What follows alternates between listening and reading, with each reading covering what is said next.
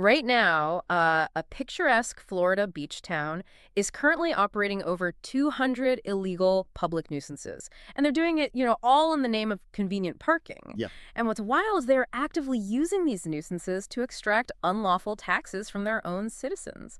So today's deep dive is really about what happens when a city's shiny new digital parking app just violently collides with rigid, unyielding state law. It is, it's a situation that forces you to rethink almost every single digital convenience you interact with. I mean, we are looking at a formal petition and a corresponding press release filed against the city of Fernandina Beach. Right, which is located in Nassau County, Florida. Exactly. And the sources we're analyzing today, they detail this massive programmatic failure in the city's municipal parking program. And this program was recently outsourced to a private contractor called One Parking. And, well, you're completely right. This is not just some localized, small-town grievance. This is a profound look at the friction between government convenience specifically, this blind rush to digitize civic infrastructure, and fundamental statutory mandates for public safety. And that is exactly our mission for this deep dive. We are going to explore how shifting from a simple physical parking sign, to a digital payment portal architecture can completely unravel a municipality's legal authority. Yeah, it's fascinating. We're using Fernandina Beach as the ultimate case study here for you. We want to see the exact moment the digital world hits the physical pavement, and spoiler alert, it hits incredibly hard. It really does hit hard. Yeah. But, before we get into the cascading legal failures, we need to look at the analytical lens being applied to this problem. Because the city isn't just dealing with a disgruntled resident who got a bad parking ticket. Okay, let's unpack this, because the person bringing this entire system to its knees is James Conrad Miller. And in the petition, he proudly describes himself as an 81-year-old, quote, old curmudgeon. But I have to say, looking at his background, that label is totally deceptive. I mean, he is not just some guy standing on his porch yelling at a cloud. Oh, far from it. Miller's resume is really what gives this entire legal strike its devastating weight. I mean, he was a retired systems engineer. Wow. Yeah, he spent his entire career in Navy research and development. And he holds a Bachelor of Science in Ocean Engineering from Florida Atlantic University and a Master of Science in System Management from the University of Southern California. Exactly. So, when a guy with a master's in system management looks at a municipal parking rollout, he doesn't just see a frustrating app. No, not at all. He's treating this the same way he would treat a failing critical subsystem on a Navy destroyer. Like, he is mapping out the exact points of mechanical, physical, and legal failure. Plus, he actually has real standing here. Yes, he does. He is a non-resident taxpayer living nearby in Yulee, but he serves as the managing member of the A.A. Miller Family LLC. And that LLC owns property right in the impact zone, right at 108 S. Fletcher Avenue in Fernandina Beach. And that systems engineering methodology is exactly what separates a standard civic annoyance from a high-stakes legal intervention. Like, he relies entirely on rigorous, data-driven technical assessments. Right. He has basically bypassed the local complaints desk and directed his petition squarely at the Florida Attorney General. He's diagnosing a failure cascade, and the very first failure in that cascade isn't even digital, it is entirely physical. Right. Which brings us to the first highly visible failure. So on February 16th, 2026, the city and its contractor, One Parking, rolled out over 200 of these new paid parking signs. And Miller's petition argues that these pieces of metal on a pole are actually massive illegal liabilities. What's fascinating here is the legal concept of preemption. So Florida's traffic standards are incredibly rigid. Under Florida statute section 316.007, the state legislature has expressly preempted the entire field of traffic control. Okay, translating that from legalese for a second for anyone listening. Preemption basically means the state legislature called permanent dibs on the rule book. That's a good way to put it. Like a local beach town trying to write its own traffic laws is like a rogue McDonald's franchise deciding they're going to start selling tacos. The parent company in this case, the state of Florida, says, absolutely not. We dictate the menu. That is a perfect analogy. Municipal home rule, the idea that a city can just govern itself however it sees fit, simply does not apply to traffic control. Got it. A city does not have the right to ignore the state's manual on uniform traffic control devices, which we'll just refer to as the MUTCD. Uniformity is strictly mandated for safety. Which brings us to the physical height of these 200-plus signs. Right, the height. Yeah, numerous signs deployed by one parking completely failed to meet the mandatory 7-foot minimum clearance requirement for signs placed above sidewalks. Now, I have to push back a little bit here just to play the skeptical listener for a second. Come on, it's just a sign. Right. If a city wants to put up a slightly shorter sign because maybe, I don't know, it fits their beach town aesthetic better or it's cheaper to install, is an inch or two really that big of a deal? Like, why is the state breathing down their neck over the exact height of a pole? Well, it is a massive deal when you look at the physical reality of the pedestrians navigating that space. The petition points out that this is not an aesthetic complaint at all. It is a severe physical hazard. We are talking about a community with senior citizens, right? Yeah. And many of them may suffer from a medical condition called dermatoporosis. Which is severe thinning of the skin, right? Exactly. For someone with that condition, their skin can tear incredibly easily. So if you place a jagged metal sign at a low clearance, it creates a dangerous head-level risk. Oh, wow. Yeah. A pedestrian shouldn't have to duck to walk down a public sidewalk. What might just be a minor bump on the forehead to you or me can actually lead to a significant, dangerous bleeding event for an elderly pedestrian. That's terrible. Right. And the city failed to meet standard engineering safety metrics designed specifically to prevent that kind of physical trauma. And here is where I had an absolute aha moment reading this petition. Because these signs conflict with that strict state standard, they aren't just categorized as, bad signs, right? They undergo this bizarre legal alchemy. They absolutely do. Because they violate the MUTCD, these signs are legally classified as, quote, public nuisances under Florida statute section 316.0774. So wait, a piece of metal that is 2 inches too short literally ceases to be a parking sign in the eyes of the law. It transforms into a public nuisance. Precisely. And the implication of that transformation is just huge. Okay. It means that any parking citations issued through the use of these non-compliant signs are void as a matter of law. Wow. You cannot legally enforce a penalty using an illegal public nuisance. The foundation of the city's enforcement authority basically crumbles the second they install a sign at 6'10" instead of 7 feet. Here's where it gets really interesting, because the physical height of the signs is only half the problem. Now we have to look at what is actually printed on the signs, or more accurately, what is completely missing from them. Yes. Because Miller points out that even if you don't hit your head on the sign still fails you the second you try to read it. And this transition from physical safety to digital compliance is where his systems engineering analysis is just razor sharp. So picture this. You walk up to one of these signs, and instead of telling you how much parking costs, the sign just instructs you to text the word FERNBCH to the number 44989. That's it. It completely lacks the standard regulatory legends. Like, there are no rates listed anywhere, there are no enforcement hours, there are no handicap exclusions. Nothing. To use an analogy, it's like signing a binding legal contract, but the terms and conditions are hidden inside a locked safe, and the city is forcing you to rent the key just to look at them. Which directly violates Florida statute section 316.074(3). That law dictates the legibility test. It states unequivocally that no traffic regulation can be enforced if the official device isn't sufficiently legible. But wait, the city might argue, the text message instruction is perfectly legible, the font is huge, you can read the phone number just fine. Yes, but the law requires the regulation itself to have a clear, simple meaning right on the face of the physical sign. Right, the actual rules. Exactly. Right. The petition explicitly calls out this digital text-to-pay system as a payment portal barrier. By forcing users through this portal, the city is intentionally fragmenting the regulatory message. They are taking the actual law, the hours, the rates, the penalties, and hiding it behind a digital interface. Okay, translating that again. The government cannot legally hold you accountable to a rule if they force you to play a digital scavenger hunt on your smartphone to figure out what the rule actually is. Precisely. Like, if your phone is dead or you just don't own a smartphone, does the law just cease to exist for you? That is the exact vulnerability Miller exposes.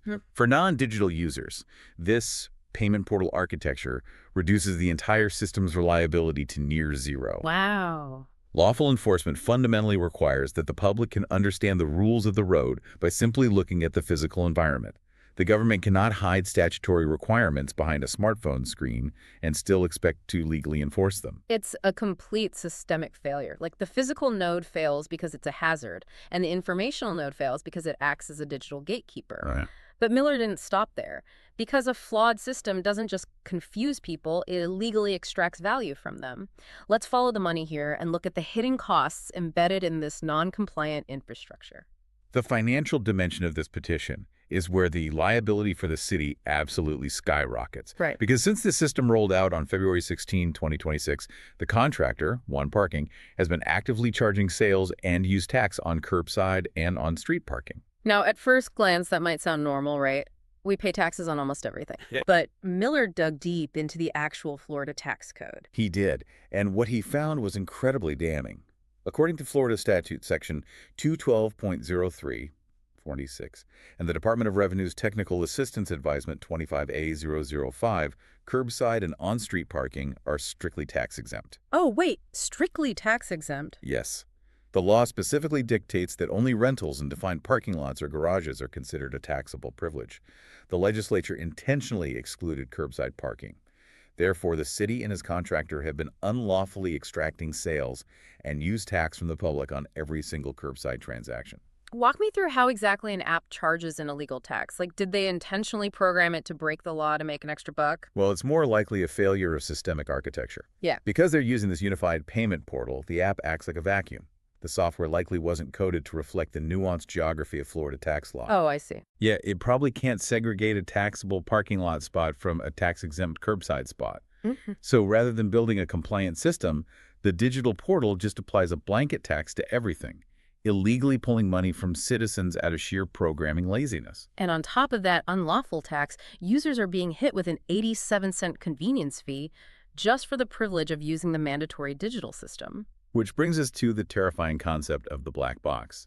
The use of a private contractor, like One Parking, means all of these transactions, all these illegal taxes, and all these convenience fees are completely hidden behind a proprietary digital interface. And worse than just the financial data, the petition highlights how they are enforcing all of this. They are utilizing license plate readers, or LPRs. Yes. No, wait, hold on. Let me just pause here. Are you saying a private contractor set up cameras that are just continuously scanning the license plate of every single car that drives down a public street or parks at the beach? That's exactly what's happening. How is that not a massive privacy violation? Can they just say, hey, we aren't the government, you can't audit us or see what we're doing with this data? Well, if we connect this to the bigger picture, it all comes down to democratic accountability. And Miller's petition addresses this head-on. Under Florida's sunshine laws, private contractors are legally indistinguishable from the government when they are performing public duties. Okay. So capturing license plate data in a public right-of-way constitutes a public record. So what exactly is in that LPR metadata? It's not just a picture of a license plate, right? Not at all. That metadata contains timestamps, geolocation coordinates, and potentially tracking habits of citizens moving through a public space. Wow. And Miller is pointing out that because this is a public record, citizens have an absolute right to audit it. He is demanding a full data dump of that LPR metadata. Pyramid. Yeah, he is forcefully making the case that municipal convenience and the privatization of civic duties cannot shield revenue generation and mass surveillance from public scrutiny. The public must be able to verify exactly how they are being tracked and exactly where those 87-cent convenience fees are going. It is brilliant. I mean, he is attacking the physical hazard of the sign, the digital obfuscation of the app, the illegal tax collection, and the data privacy black box, all simultaneously. It's a full spectrum audit. But here's the ultimate question. How does an 81-year-old engineer actually force a city government to listen to all of this? Like, how do you make a bureaucracy care? You threaten their federal funding, and you bring in the state's highest legal officers to enforce it. Wait, Miller is threatening their highway funding over some short parking signs. Isn't that the nuclear option? Can the federal government actually pull funding over municipal parking? They absolutely can, and that is the exact leverage Miller is exploiting. It goes back to those MUTCD standards we talked about. Right, the uniform manual. Under the Florida Department of Transportation's Engineering Operations Memorandum 2501 and federal regulations under 23 CFR Part 655, municipalities must be in strict compliance with traffic control device standards by a hard, unyielding deadline. And what's the deadline? June 30, 2025. So there is a literal ticking clock here. Yes, there is. By blatantly ignoring these standards and operating these public nuisances, the city of Fernandina Beach is actively endangering a massive pot of federal highway funding for all of Nassau County. To stop this ticking clock, Miller outlines four highly specific formal demands to the Florida Attorney General. And reading through them, it doesn't just read like a list, it reads like a tactical legal strike. Yeah, it really does. His first move is to secure the physical perimeter. He demands a full state investigation into the city's compliance with MUTCD standards, specifically focusing on that 7-foot safety rule to eliminate the immediate physical danger to pedestrians. But he knows stopping the signs doesn't give people their money back, so his next legal maneuver strikes right at the city's wallet. Oh. Demand number 2 requests immediate injunctions to halt the illegal sales tax collection on curbside parking, with refunds mandated to begin within 30 days. And tied directly to that, he demands the immediate unsealing and transparency of all that license plate reader metadata. Once the physical danger is investigated and the money is frozen, his third move is to destroy the illegal infrastructure. He demands a definitive removal schedule for all of the non-compliant signs. Right.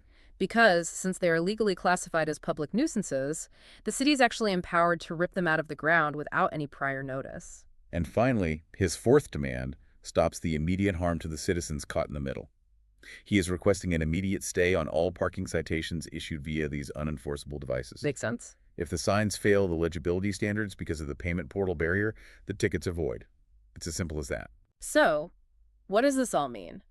When you step back and look at the trajectory of this petition, from the physical height of a metal pole all the way up to threatening federal highway funding, it is an absolute masterclass in citizen oversight. Truly. He didn't just go to a local city council meeting and, yell into a microphone for 3 minutes.